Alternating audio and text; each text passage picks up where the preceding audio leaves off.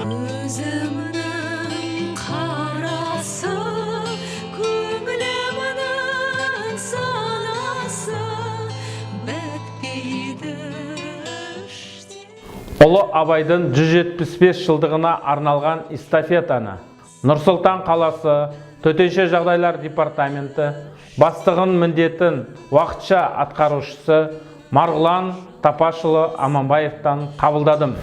Абайдың өлеңі: жігіттер, ойын арзан, күлкі қымбат, екі түрлі нәрсе ғой сырмен сымбат.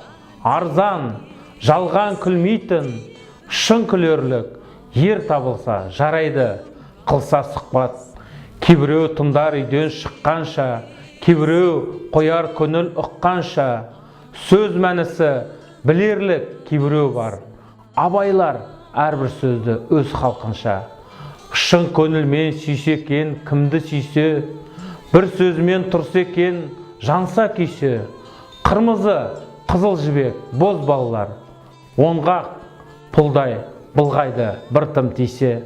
Осы эстафетаны Нұр-Сұлтан қаласы Төтенше жағдайлар департаментін Алматы ауданы Төтенше жағдайлар басқармасына жолдаймын.